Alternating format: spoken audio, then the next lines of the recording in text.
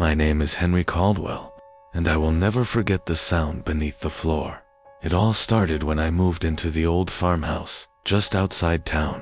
It was secluded, tucked away among the trees, with a view of the river in the distance.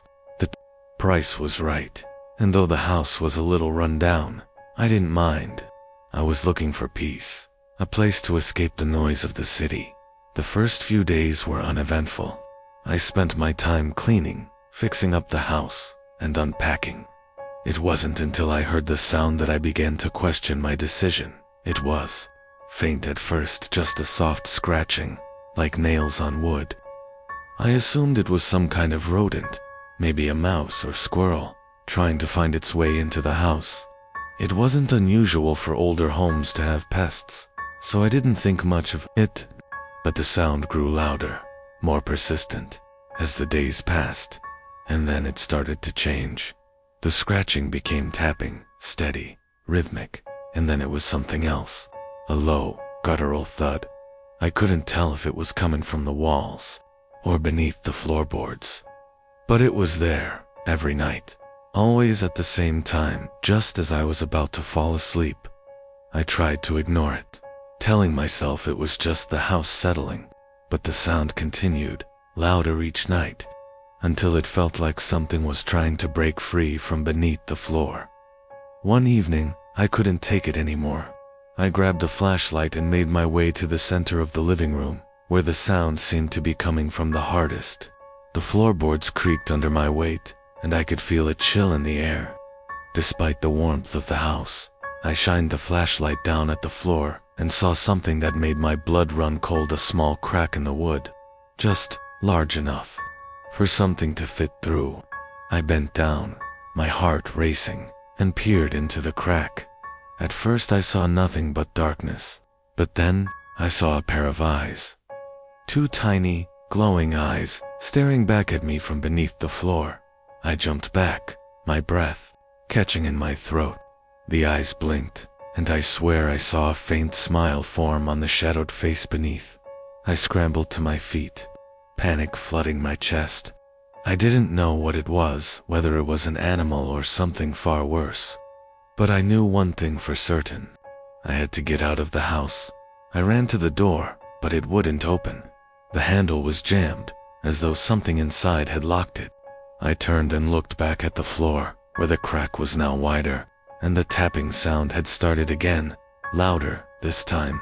The eyes in the floor glowed brighter, their smile widening. A low, rasping voice came from beneath the boards, its tone slow and deliberate. "You shouldn't have come here." I tried to scream, but no sound came out.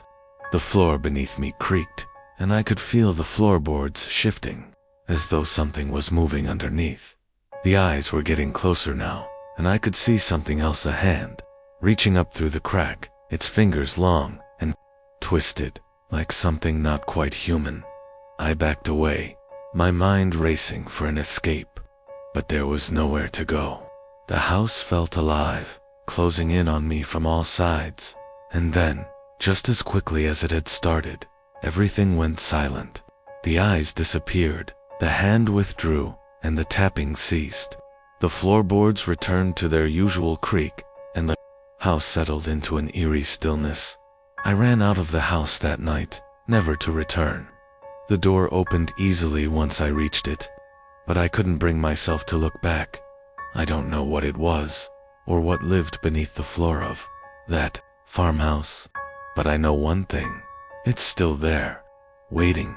And if you ever find yourself in that part of the woods, I advise you to stay far, far away from that house, because something beneath the floor is always listening, always waiting for someone else to come and hear the sound.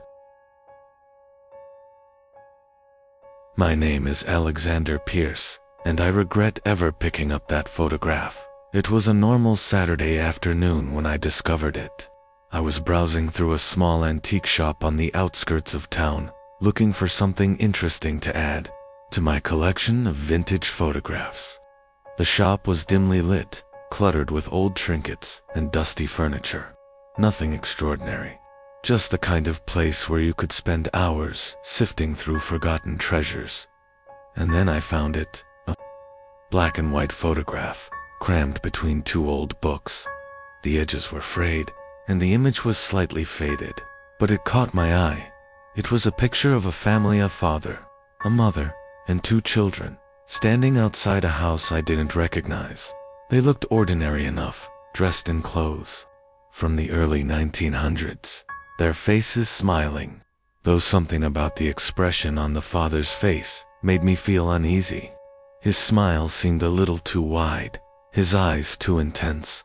Curiosity got the better of me, and I decided to buy it. The shopkeeper, an elderly woman with a stern face, watched me as I handed over the money. "Be careful with that one," she warned, her voice low. "It's been known to bring strange things." I laughed it off, thinking she was just trying to make her shop seem more mysterious to the tourists. I had no reason to believe in anything supernatural. When I got home, I set the photograph on my desk and examined it closely. The house in the background seemed familiar in a strange way, as though I had seen it before in a dream, but I couldn't place it. I shook my head, dismissing the thought. The next morning, when I woke up, the photograph was different. The faces of the family in the picture had changed. The mother's face was now expressionless, her eyes hollow. The children were no longer smiling, their faces twisted in terror. But it was the father that disturbed me the most. His smile was gone, replaced with a sinister grin, his eyes black voids staring directly at me. I felt a cold shiver run down my spine. I wasn't imagining things. Something had happened to the photograph overnight. I rushed to the antique shop, hoping to find the woman who had sold it to me. But when I arrived, the shop was gone. There was nothing but an empty storefront, the windows boarded up. Confused and unsettled, I returned home. That night, I couldn't shake the feeling that I was being watched. The photograph seemed to call to me, its eerie gaze lingering in the corner of my eye, even when I turned my head. I tried to sleep, but every time I closed my eyes, I saw the family's faces twisted, contorted, and full of fear. And then came the dreams. At first, they were vague, fleeting. A figure in the shadows, a voice whispering my name. But over time, the dreams became clearer. I would stand outside the house from the photograph, the door creaking open in front of me. The family would be waiting inside, their faces twisted, in agony, pleading for me to help them. But every time I reached out to them, they would vanish, leaving only the father behind, standing in the doorway, grinning. One night I found myself in the dream again, standing before the house. But this time, I didn't hesitate. I stepped inside. The air was thick with dust, and the walls were lined with old, decaying furniture.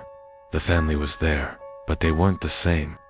Their bodies were skeletal, their eyes hollow and dark, and they were whispering, chanting something I couldn't understand. The father was waiting for me. He stood at the foot of the stairs, his grin wider now, his eyes gleaming with malice. He didn't speak, but I could feel him reaching out, pulling me toward him, and then, before I could move, the door slammed shut behind me. I tried to scream, but no sound came. The family advanced on me, their hands outstretched, their whispers growing louder, and the father's voice, low and cold, echoed in my mind. "You shouldn't have taken it." I woke up, gasping for breath, drenched in sweat. The photograph was on my desk, but this time it was different. The family's faces had completely changed. There was no sign of the mother or children anymore.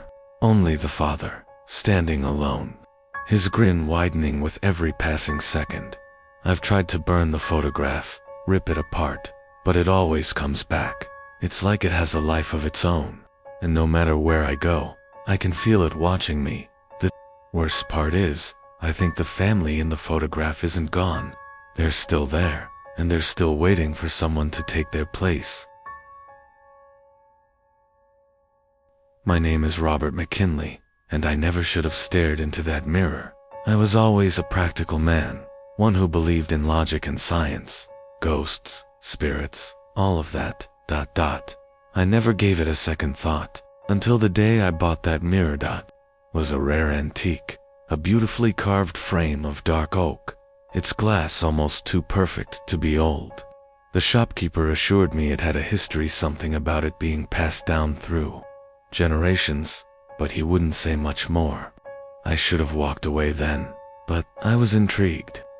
The price was reasonable, so I brought it home and hung it in my bedroom. The first few days were uneventful.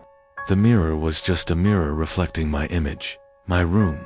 I'd glance at it occasionally, but nothing stood out.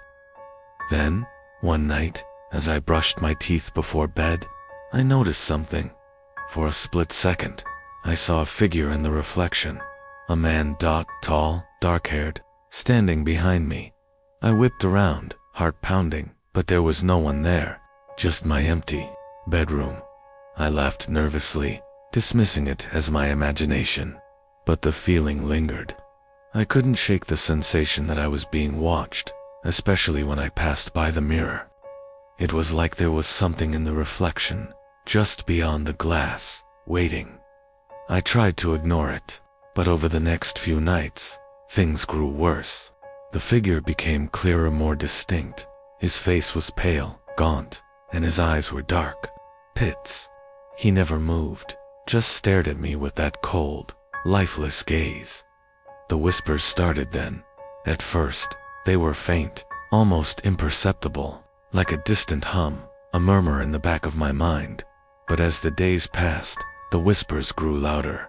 Come closer, I'm waiting, I can show you, everything.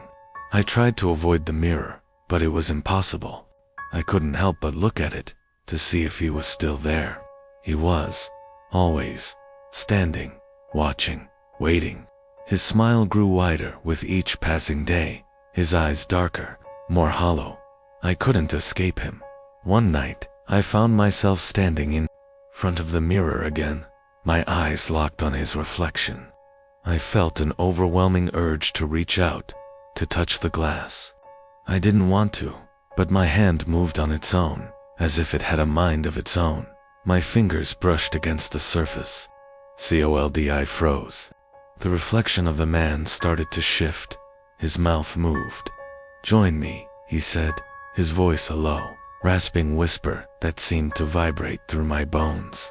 I recoiled, but my hand was stuck there, pressed against the glass, unable to pull away. His face contorted in an expression of pure malice. His mouth opened wider, wider than any human mouth should be able to, and a shrill, high-pitched scream erupted from him.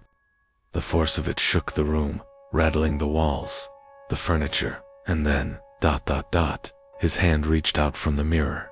It wasn't just a reflection anymore. His fingers curled around the edge of the frame, pulling himself out of the glass, his twisted, distorted form beginning to emerge. I screamed, but no sound came. I tried to pull away, but my body was frozen, paralyzed by terror. I could see his face, now so close I could feel his cold breath on my skin.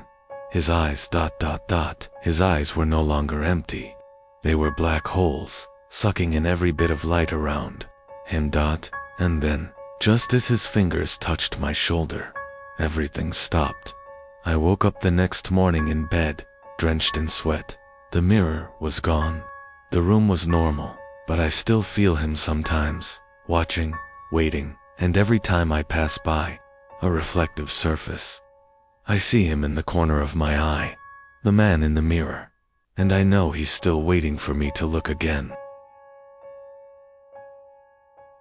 My name is Emily Hayes, and I should have never stepped foot inside that chapel. I had been traveling through the countryside, taking photos for my travel blog. It was supposed to be a quick stop, a hidden gem some locals mentioned, a chapel, deep in the woods. The kind of place that would make for a perfect, haunting photo. The sort of place that felt like it hadn't been touched in centuries. I parked my car at the edge of the forest and followed a narrow, overgrown path. The sun was setting, casting an eerie glow through the trees. The deeper I walked, the more oppressive the silence became. There were no birds, No rustling of leaves, just a heavy stillness that seemed to press in on me from all sides. Finally, I reached the chapel. It was small, crumbling, and overrun with ivy, but it stood there, ancient and defiant, in the middle of the woods. The door was ajar, as if waiting for me. I pushed it open and stepped inside. The air was thick with dust, the light from the fading sun filtering through the broken stained glass windows. There was an altar at the front, covered in cobwebs, and the pews were long abandoned, rotting from years of neglect. But what caught my attention was the large wooden door at the back of the chapel. It was sealed shut, its hinges rusted and broken, but it called to me. It was as if someone was waiting for me on the other side. I wasn't sure why, but I found myself walking toward it. The closer I got, the colder the air became, the hairs on the back of my neck standing on end. I reached for the door, pushing against it, and to my surprise, it creaked open. Beyond the door, the world seemed to fall away. I stepped into a room that didn't belong, a dark, stone chamber, completely out of place in the small chapel. There were no windows, only a single, dimly flickering candle in the center of the room. The walls were lined with old, weathered books, and the floor was covered in a strange, unfamiliar symbol, a circle, drawn with what looked like chalk, but stained dark with age. And in the center of the room, a figure stood, a woman. Her face was obscured by a veil, her long, flowing white gown billowing around her, despite there being no wind. She didn't move, but her presence was overwhelming, like a weight pressing against me. My breath caught in my throat as I stepped forward. "Who are you?" I whispered, my voice barely audible in the thick air. The woman remained still, no response. But then, slowly, she turned toward me. Her eyes, they were not eyes at all, black pits, endless and hollow, where eyes should have been. They seemed to reach into my soul, pulling me closer, urging me to come forward. I tried to back away, but my legs refused to move. I was frozen, caught in her gaze, unable to tear myself away. "Help me," she whispered, her voice like 1,000 voices echoing in the chamber. I wanted to scream, but nothing came out. My heart pounded in my chest, each beat louder than the last, the sound deafening in the silence. And then, as if the world itself was bending, the figure moved. She came closer, but not with her legs. She floated, gliding through the air, her veil billowing like smoke. She reached out a hand, her fingers long and skeletal, covered in dark, cracked skin. I wanted to run, but I couldn't move. Her hand touched my face, cold, freezing cold, like ice. "I am trapped," she said, her voice now a low growl, echoing around me. "You must release me." And then the floor beneath me cracked open. I fell, plunging into darkness, the air thick and suffocating. When I woke, I was back in the chapel, lying on the cold, stone floor. The door to the hidden room was gone. The room itself had vanished, leaving only an empty chapel behind. But I knew what I had seen. I had seen her, the woman in the veil, and she was waiting for someone to free her. Now, every time I close my eyes, I can feel her cold touch. I hear her whisper, calling me back, and I know that someday, she'll come for me. My name is Daniel Grant, and I shouldn't have taken that shortcut through the woods. It was late in the afternoon when I decided to cut through the forest behind my house. The sun was dipping behind the horizon, casting long, eerie shadows across the tangled underbrush. It was a route I'd walked 100 times, but tonight, something felt different. The trees towered over me, their branches thick with leaves that whispered in the wind like they were speaking in a language I couldn't understand. The usual sounds of birds and animals were absent, replaced by a strange, oppressive silence. I didn't think much of it, The woods had always felt strange at night, but I'd been through worse. Still, as I walked deeper into the thicket, an uneasy feeling settled in my chest. It wasn't long before I noticed the first sign that something was wrong. The trees seemed to be changing, the trunks bending at odd angles, their branches twisting in unnatural shapes. The path, which should have been clear, was slowly becoming obscured by overgrown ivy and thorns. I turned to retrace my steps, but the path I had come from was gone. The trees had closed in behind me. Panic surged through me. I took a deep breath, trying to steady myself. It was just a trick of the mind, I told myself. Maybe I'd veered off course.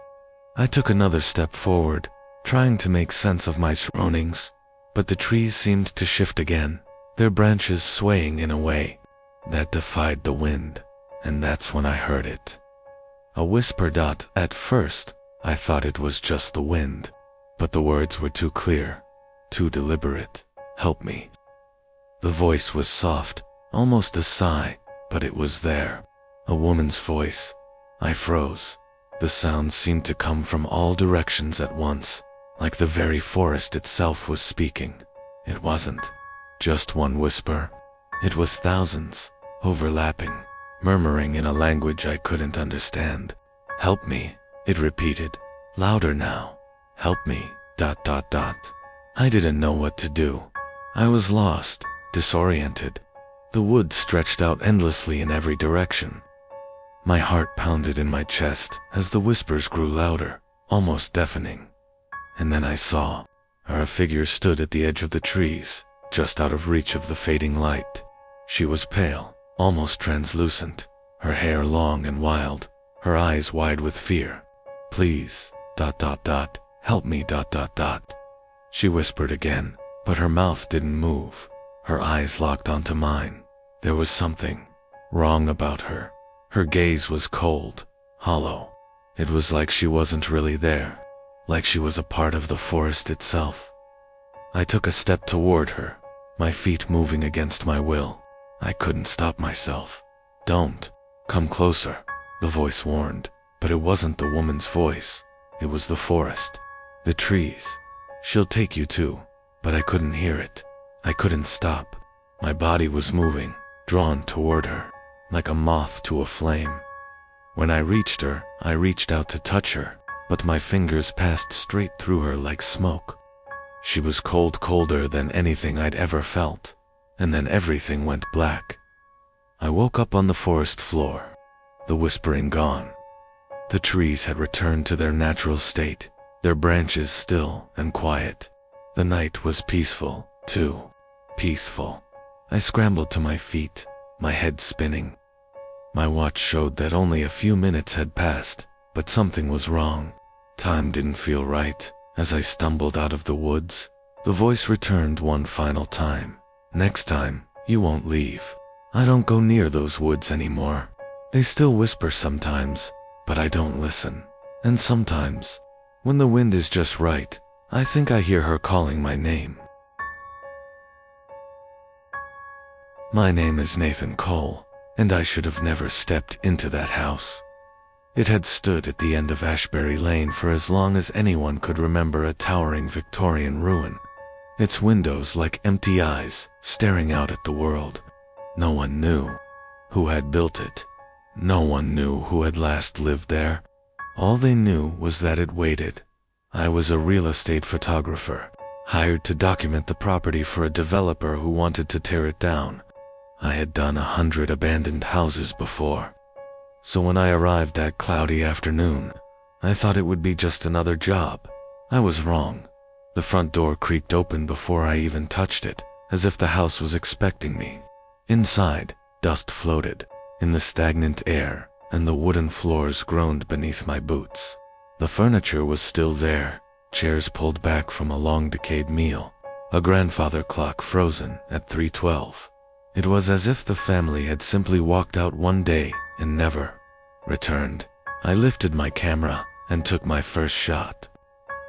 The flash burst in the dim light, illuminating the grand staircase ahead, and someone was standing at the top, a tall figure, motionless, featureless.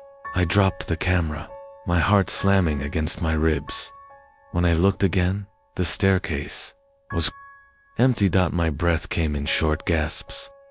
Just a shadow, I told myself. Just my mind playing tricks on me. I pressed on, taking more shots. The house was eerily silent. No wind, no outside noise. Just an oppressive stillness that clung to my skin. Every room I entered felt occupied, as if someone had just left before I arrived. Then I reached the bedroom at the end of the hall. The air inside was heavier, colder. The bed was neatly made, dust thick on the covers, but the closet door was ajar, revealing a blackness too deep, too unnatural. A whisper slithered through the silence. Close the door. I spun around. No one was there. My hands trembled as I raised the camera again. I snapped a picture of the room. The flash went off and the closet door burst open. A figure lurched out, arms twisted, mouth stretched in a silent scream. Its eyes empty, black pits locked onto mine. I stumbled backward, but my feet wouldn't move fast enough.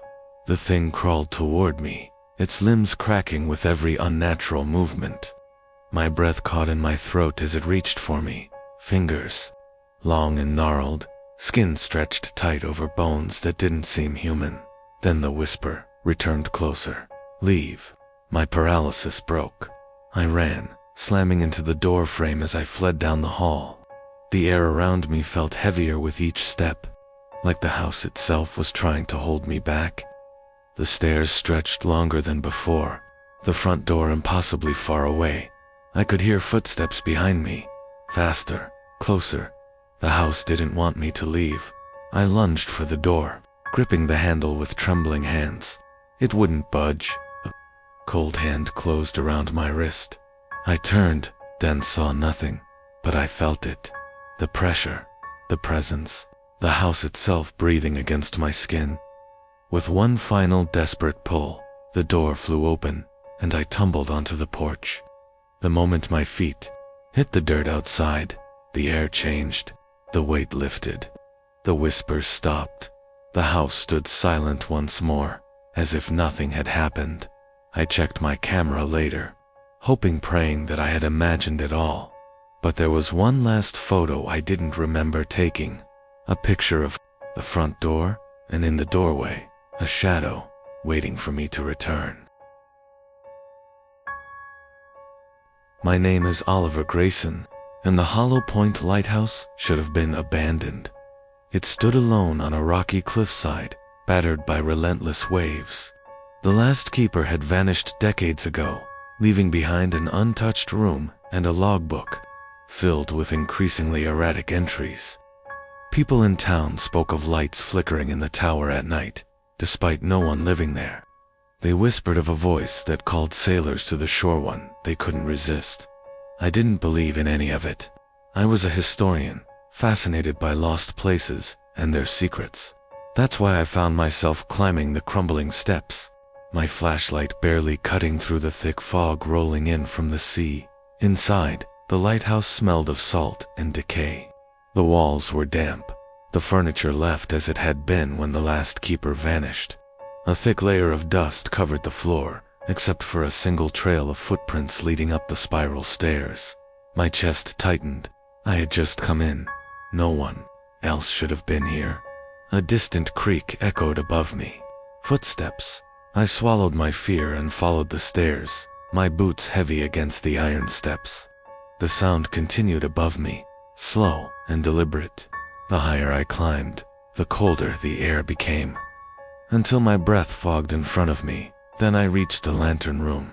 The massive glass windows overlooked the endless black sea, waves crashing violently against the cliffs below. The great light, that should have been dead for decades, was glowing. A figure stood beside it. At first, I thought he was a man dressed in the old lighthouse keeper's uniform, standing unnaturally still. But when he turned, my stomach dropped. His face was wrong, hollow. His eyes were pits of darkness, and his mouth, it was moving, yet no sound came. Then, the whisper, "Jump." The word curled around me, as if whispered directly into my skull. My vision blurred, my mind clouded with a sudden, overwhelming urge. The cliffs below seemed inviting, the waves almost welcoming. I stepped forward. Jump. A hand gripped my wrist. Ice cold. I gasped as I snapped back to reality, stumbling away from the edge. The figure was gone. The lighthouse was dark. I ran. I didn't stop until I was back in my car, drenched in sweat, gasping for breath. I refused to look back at the tower, but as I drove away, I saw it in my mirror. The light was still shining, and I swear I heard my name in the wind. My name is Jason Holloway, and I barely made it out of Blackridge Mine alive. I was never one to believe in ghost stories, but everyone in town avoided that mine like the plague. They said the last crew who worked there vanished overnight, their bodies never found. People claimed to hear the screams of trapped miners echoing from deep inside, even though the tunnels had collapsed decades ago. I thought it was all nonsense, just another tale to keep kids from wandering into danger. So when my friend, Mark, dared me to explore it, I grabbed my flashlight, my camera, and my pride and went in alone. The entrance was easy enough to squeeze through, a narrow gap between fallen rocks. Inside, the mine was colder than I expected, the air stale and thick with the scent of damp earth. Rusted tracks lined the tunnel, leading deeper into the darkness. Every sound, my footsteps, my breathing felt amplified, like the walls were listening. I took a few photos, the flash bouncing off the jagged walls. That's when I saw the first sign that something was wrong. There were footprints, fresh ones. They weren't mine. A chill ran down my spine. The mine had been abandoned for years. No one else should have been here. But the prints were deep, like someone had been running, or being chased. I kept going, swallowing my fear. I just needed a few more shots, then I'd get the hell out. Then I heard it. A pickaxe striking stone. Rhythmic, distant. I froze, listening. The sound echoed from deeper within the tunnels, too far for anyone living to be down there. My flashlight flickered as I took another step forward. Then came the whisper, "Keep digging." My stomach twisted. I wasn't alone. I turned to leave, but the tunnel behind me had changed. The entrance was gone, just solid rock where an opening had been. My breathing turned ragged. That wasn't possible. It couldn't be possible. I ran deeper into the mine, searching for another way out. The tunnel stretched endlessly, walls pressing in tighter. Shadows shifted where they shouldn't. My light dimmed, struggling to cut through the darkness. Then I saw them, dot figures, half buried in the rock. Their faces twisted in silent screams, arms reaching outward, fingers fused with stone. Their mouths moved, but no sound came.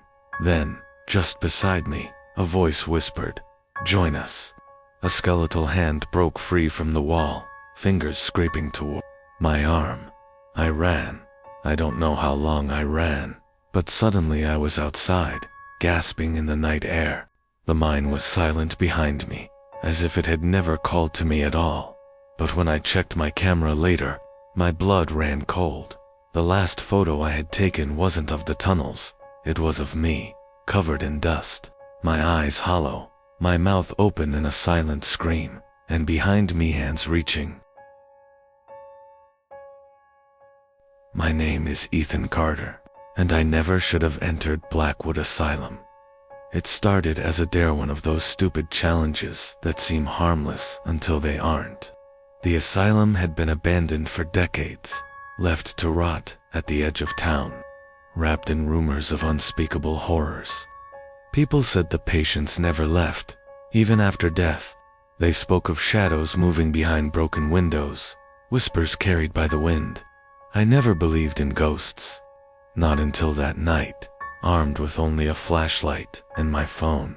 I squeezed through a gap in the rusted gate and stepped onto the overgrown grounds. The air was thick with decay, the building looming above me like a corpse refusing to rest. Friends had chickened out at the last minute, leaving me to explore alone. Fine by me. Inside, the asylum was worse than I imagined. Hallways lined with peeling wallpaper, shattered glass crunching under my boots, and an overwhelming sense of wrongness. My footsteps echoed, the sound swallowed by the building's emptiness. I recorded everything, narrating for my so-called brave friends who would watch later. Then I heard it. A whisper. It slithered through the silence, distant yet clear. My heart pounded. Just the wind, I told myself. But the air was still. No breeze. I followed the sound, my flashlight flickering as if protesting my decision. The corridor stretched endlessly, doors hanging open like mouths frozen mid-scream. My breath caught when I passed a room labeled Ward C. The door creaked as I nudged it open, revealing rows of rusted beds. Restraints dangled from them, swaying gently, though there was no draft. A scraping sound. I spun, light shaking. The farthest bed. Something moved beneath it. My throat tightened as I stepped closer. The whispering returned, growing louder, overlapping voices speaking in a language I didn't understand. My flashlight dimmed, flickered, then died. Darkness swallowed me whole. I fumbled for my phone, hands trembling. A cold breath kissed the back of my neck. I wasn't alone. I turned, heart in my throat, and saw them, figures in hospital gowns. Their eyes hollow voids, mouths stretched wide as if screaming without sound. The whispers became a deafening roar. I ran. I don't remember how I made it out, only that I found myself outside, gasping for air, my phone clutched in my shaking hands. The screen was still recording. I pressed play. For the first minute, it was just my breathing. Then the whispers, growing louder. And then my own voice, though I never said the words. He belongs to us now. My name is Daniel Hayes, and I should have never checked into the Holloway Grand. The hotel had been abandoned for nearly 30 years, yet it stood eerily intact, an architectural ghost frozen in time. Locals avoided it, whispering about disappearances, strange lights flickering in the windows, and guests who never checked out. It was all nonsense, I thought. Just another urban legend. I was a photographer, drawn to places like this, forgotten relics of the past, perfect for my collection. When I found my way inside through a shattered side door, I was met with a strange stillness. The lobby was covered in dust, but the furniture remained untouched, as if waiting for guests who would never arrive. The chandeliers above, though, grimy and broken, still held the memory of grandeur. I clicked my camera, capturing the eerie beauty of decay. The flash illuminated the room for a brief second, long enough for me to see a figure standing near the reception desk. I spun around, nothing. A trick of the light, I told myself, but my skin prickled with unease. I pressed on, climbing the grand staircase to the upper floors, my boots kicking up dust that hadn't been disturbed in years. The air was thick, suffocating. Then I heard the bell, the old reception bell, from the lobby below. A single ding. I froze. There was no wind, no one else inside. I tried to shake it off, convincing myself it must have fallen, somehow. But my gut told me otherwise. I reached the second floor. The hallway stretched into darkness, lined with doors, some slightly ajar. I took a few shots. Rooms left in mid-abandonment, beds still made, suitcases covered in layers of dust. It was as if the guests had simply vanished. Then, from the end of the hall, a whisper. "Come, see." My blood turned to ice. It wasn't the wind. It wasn't my imagination. It was a voice, distant yet clear. My camera felt heavier in my hands as I aimed it down the hallway. The flash fired. A woman stood in the doorway of room 209, pale, dressed in a tattered housecoat. Her face was turned away, but her body was rigid, unnatural. I blinked. She was gone. Panic clawed at my chest. I forced myself to walk toward room 209, my breath shallow, each step heavier than the last. The door creaked open at my touch, revealing a room frozen in time, a suitcase still half packed, the bedsheets rumpled, as if someone had just risen from sleep, and the bathroom door was open. I didn't want to look, but something pulled me forward, my camera in hand. I lifted it and clicked. The flash filled the room and she was there, not standing, but hanging. A rope around her neck, head tilted unnaturally, empty sockets where her eyes should have been. Then, the whisper, close. You're staying the night, aren't you? The bathroom door slammed shut. I ran. I don't remember how I made it out, but I swear, I heard footsteps behind me, all the way to my car. When I checked my camera later, there were no pictures of the woman. No photos of room 209 at all. Only one image I didn't remember taking, the reception desk. And behind it, the guest book. My name was the last one signed.